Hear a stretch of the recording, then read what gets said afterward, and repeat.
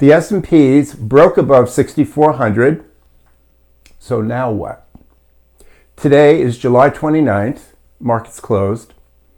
And we have seen that it made an all-time high, at least on the S&P futures, on Monday at the open. It came down a little Monday and a little bit on Tuesday, but it hasn't really done anything. There are a lot of important events this week. The Fed meeting tomorrow, some of the Mag 7 stock earnings, and non-farm payroll on Friday. There's a lot of activity likely, and they're waiting. The market's waiting. So we are still expecting higher prices, and we're looking for a rally that should continue until the 11th of August. At the same time, we have the beginning of some headwinds that are likely to start coming in the market as early as Friday this week on the 1st. There are several cycles. One turns down on the 1st or the 4th. Another one turns down on the 11th, which we've talked about, and another one on the 18th. And after that, it looks like the market could have a dip into the mid to late September point. Now, to help clarify some of this, we have what we think is a reasonable Elliott wave count that will elaborate on where we are in the development, and also we're looking at the 60-year cycle as our best fit in terms of the model that's likely to be transpiring right now, okay? So the first thing is, it looks like we are finishing up the third wave of the rally that started on April 7th. And that third wave is likely to go higher, and we think it will reach the 66 to 6,700 area. And we think it'll do so by the 11th or maybe the 18th of August. But anyway, the details are that the third wave looks like it is not complete, and yet there are some highs and lows that should be coming sooner. It's possible that we'll have a little rally at the end of this week to complete what's called the third of the fifth of the third. The bottom line is, it looks like we should have another bounce late this week, and the market may not do much until Thursday or Friday, and then go up and have one more new high. And then it goes down into we think it'll go down into the 7th of August. I'm talking really fine-tuning it now, because the Elliott wave would indicate that probably we're going to have another corrective wave that ends around the 7th, and then a rally up until the 11th, making all-time highs, okay?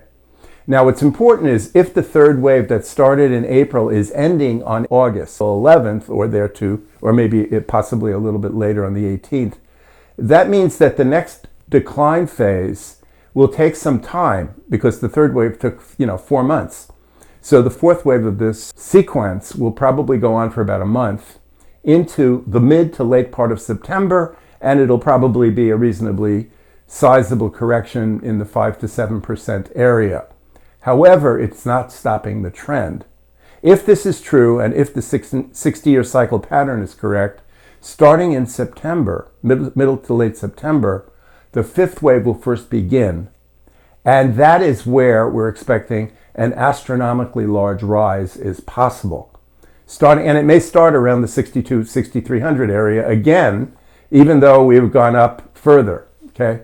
So the next few months may actually go up a little bit higher and then come all the way back down where we are right now, before preparing for the final stroke, the dramatic completion of a very, very large bull trend that has started many, many years ago and conceivably could be ending now. And that end point, if it happens, could be in November or December this year, possibly as late as February of next year. We'll have a significant bear market beginning at that point and going down quite a bit into the late part of 2026. So we're looking for significantly higher prices preceding a bear market. Okay, and this type of blow-off type thing is still in process, and it hasn't reached its acceleration point yet. We don't know that will happen until after the low in September. In the meanwhile, we do think 6,600 is reasonable, although we're at 6,457, which is 2.5% higher. And so to get to 6,600 isn't very far, except we're going down now the last few days, and we may have it may have to do it in a choppy manner, which shoots up once, comes down again, and shoots up again. So it may not be a straight up type thing.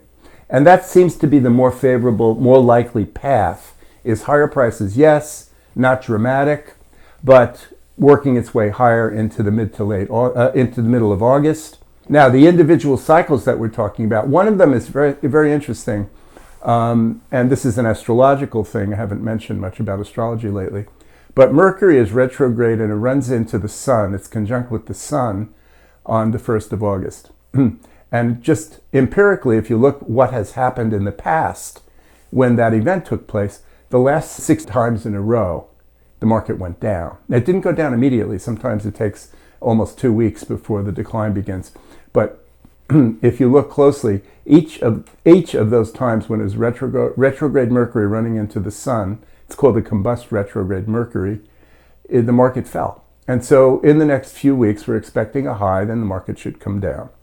Also, there are several other astrological events that are happening at this moment and that have already happened that also are near high points. You can't always pin down the high exactly, but it looks like, as we've been saying for months and months, there's a 186-week cycle that we found months and months ago that called for a high early August, and we're in early August next week.